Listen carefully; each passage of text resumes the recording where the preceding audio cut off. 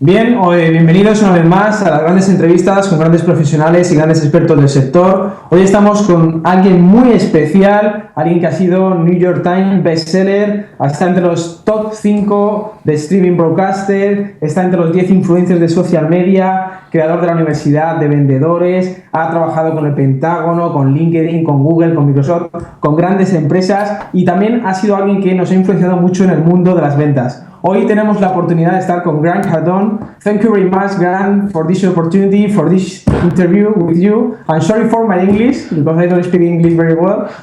It's perfect, man. Perfecto, bravo. Thank you. Okay, so Christian speaking with me both in English. Okay, good. So, Grant, thank you very much for being in this interview. You really inspired us years ago when we were at a Mike Kinning's event. You were speaking there, and from there on, you didn't know. Now you know. You transform our whole business, the way that we make business, the way that we sell, the way that we close. Thank you so much. So it's for us an honor that you can now impact also our audience here in the Spanish-speaking market. Thank you very much. Well, thank you so much for thinking enough of me, yourself, and your audience to have me on. I appreciate it. Ok, excelente. Bueno, ¿qué preguntas le podríamos hacer a Grant? Fíjate, una primera pregunta es, ¿qué es lo que haces para que empresas como T-Mobile, Harley Davidson, BMW, Microsoft, Google, todas las empresas contraten tus servicios? Okay, Grant, what is it that you do in order to have companies like T-Mobile, Google, Verizon, BMW come to you, contract your services? What is it exactly that you do? We've worked with everybody from Google, as big as Google, with hundreds of thousands of employees that sell a virtual product. Really, they're selling advertising and technology in many cases to customers, all the way to mom and pop stores, maybe the winery down the street that wants to sell this bottle of wine, right? So we work with companies that sell a tangible product and an intangible. And the reason companies hire us is because we can find that part of the market that your company is just not getting. So we look for missed opportunities, for missed customers, and then look to create approaches, sales strategies that will go directly to that client and sell them the product that you're trying to sell. Got it. Perfect. Great. Bueno, pues prácticamente lo que Grant dice, luego lo iremos traduciendo para que no os perdáis todo este contenido, ¿verdad? Exacto. Genial. Una segunda pregunta es, imagínate que tienes a un cliente al teléfono que te dice, pues, que no tiene forma de encontrar dinero para pagarte. ¿Qué harías? Okay, Grant, imagine this. You have a client here on the phone and tells you that there's no way for him to find money in order to pay you. How would you close that client? And I'm asking you this question because we know you're an expert, for us, the top expert in learning, teaching how to close. So look, you're going to hear this at every level. The money objection is going to become an objection that the sales organization, the salesperson, or the company needs to handle it whether you're selling business to business or business straight to a consumer. They're going to tell you, I don't have the money. Most of the time, it's not even a valid objection. Yeah. Some of the time it is valid. For instance, I just got off the phone. I called for a client. He's like, oh, we're getting all the business. I said, give me a list of everything you have not sold this month. They gave me a list. I called the first one on the list. While he was on the phone, I just picked up the phone and called him. I said, hey, why haven't you bought our product yet? That was the whole call. Hey, my name's Grant. I'm with such and such. I'm calling for one reason. Why have you not bought our product? Well, I don't have the money right now. We don't have what does that mean you don't have the money? You don't have the monthly payment? You don't have the down payment? No. I don't have the credit necessary to buy the product. What does that mean again? Well, really what it means is I have to get rid of something. I got to get rid of a piece of equipment that I have a lease on in order to buy this new thing. I said, look, so what you're telling me, you don't have the lease with no money down, okay? What do you want? If I could do all that, if I was a magician. He told me exactly what he needed. I'm like, good, I'll be calling you back with a deal. I'm going to buy your piece of equipment back. I'm going to get rid of that, or we're going to sell it for you. I'm going to get you into our product. I'm going to get you credit. The point is this, the company must take responsibility for the entire deal, not just answering the phone call. The company's job is not to set up a storefront, advertise. Your job is to set up a store, advertise, and make sure the buyer gets your product, all the way down to getting the money.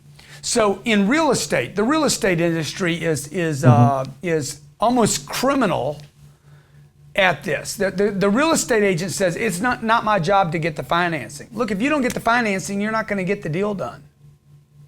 So I would just tell every company, you need to take responsibility from the start of the call all the way to the funding to make sure you actually get the funding.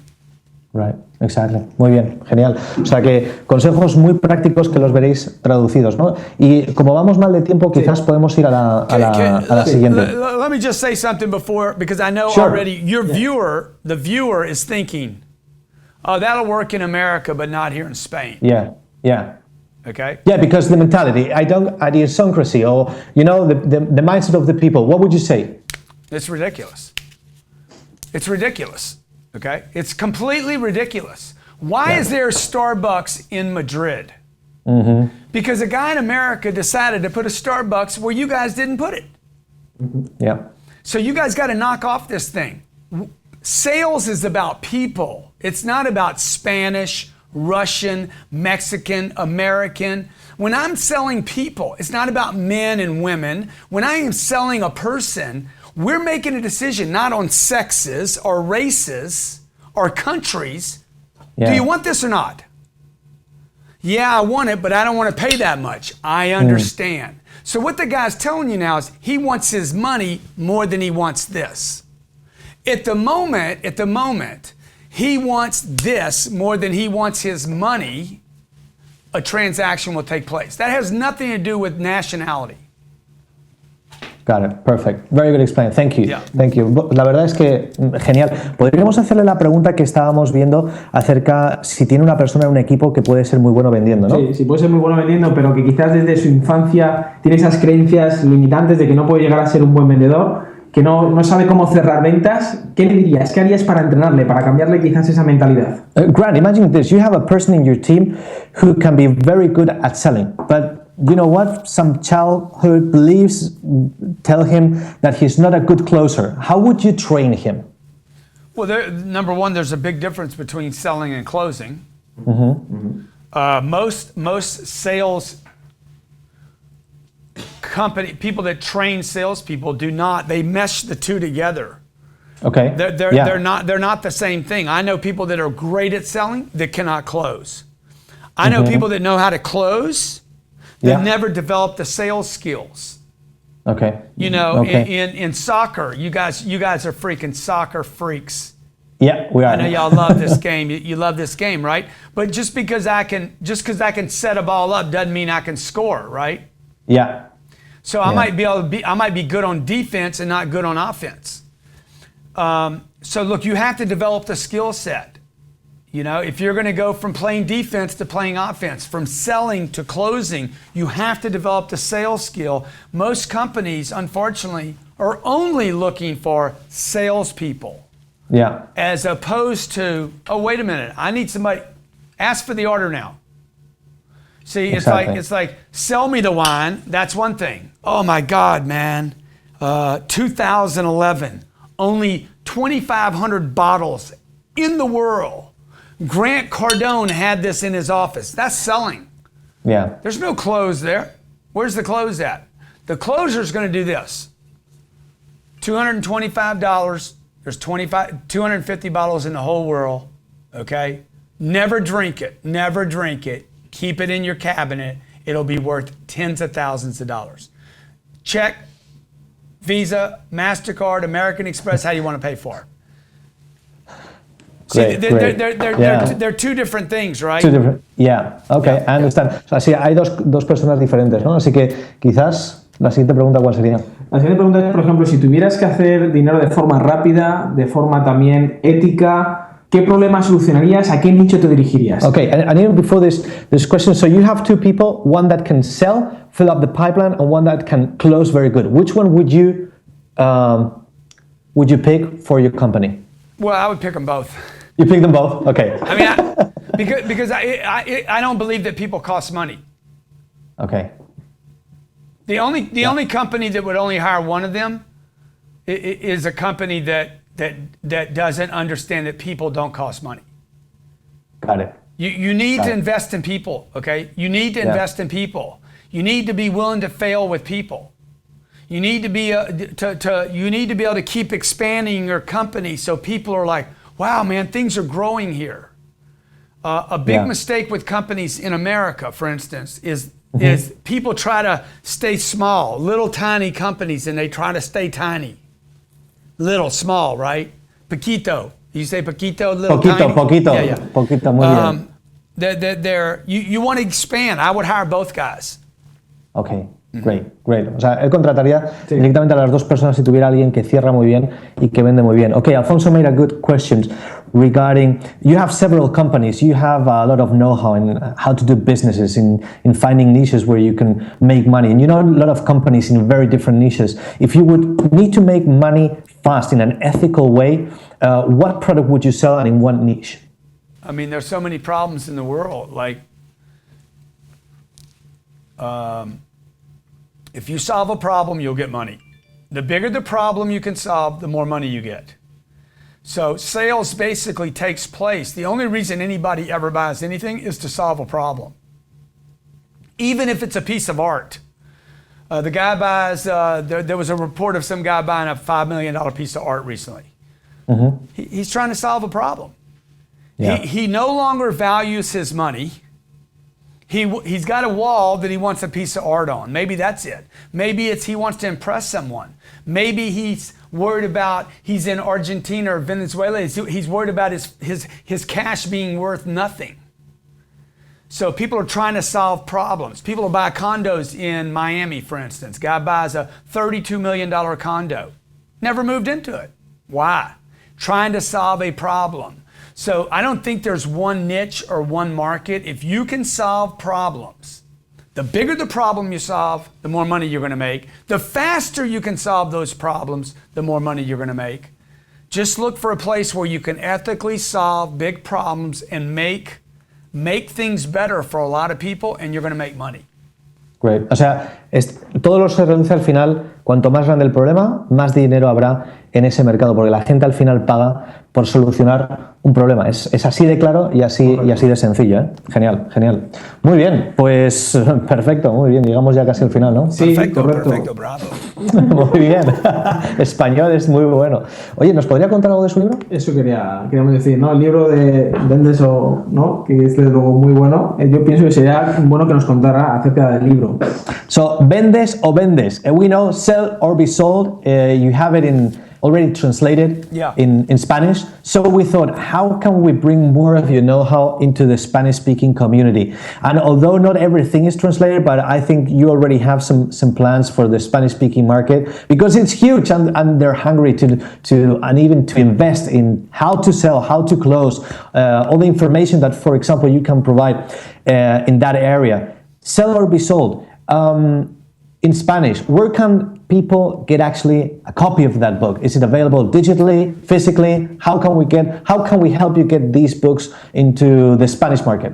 Well, I mean, we moved to Miami, just so you know. I moved from California to Miami because I wanted access to South America. And because I very much value the Hispanic market, the Spanish market. I want to help it. I think that it needs help. I think that you guys have not been given great information for years about how to expand your businesses. We're very much a global company, so we're very, very interested. All our video content has been translated into Spanish as the first language. Wow. The first translated language. All our videos, 2,000 videos. And already translated into Spanish? Yeah, they're translated, ready to go. All you got to do is go down and pick Spanish as the language. And thank you, Robert. So that's one way. And number two is we should get all the books translated in Spanish. That's something that has to get done. Okay, so sell or be sold can be delivered. It's already in Spanish and people can order it through grantcardone.com. You can't get, I think you get that at Amazon, or do you get it through our agreement in Mexico, maybe? Latin America. Yeah, we have an agreement with a group out of Latin America, so I can get you data on that. I'll find out where we can get access to the book. Perfect. We would love to put the link below the interview so people can go and get it, read it. Alfonso has read it in Spanish. I've read it in English. It's just an awesome book. It's a must book to read for everybody that really wants to increase their business, knows how to sell, the strategies, mindset, etc. So really valuable. And we'll put that link in order so people can buy through Amazon or wherever provider that you guys have in Mexico. So awesome. Grant, we already saw that it worked perfectly. We just thought, what can Grant have from Spain that's typical from Spain? And we said, okay, what better than cava? That's the Spanish champagne. So in France they call it champagne. In Spain we call it cava. Some of them say that's even better than champagne. You'll judge it at the end when you drink it. And then a Spanish wine, something special. We said, enjoy it. So when you enjoy it, please send us a pic and tell us how it was. Okay. Okay. Hey, thank you guys so much. Let me just tell you, the reason I accepted this interview was because I saw one of your other interviews and I was very impressed with it. You did? Okay. Yeah. Thank you for reaching out to us. Thank you for having me on your show. Okay, it's a pleasure. Thank you very much, and we hope to have some more news regarding the Spanish translation of the books, of your products, and hopefully that we can have access to. Okay, thanks a lot. Thank you very much, Grant.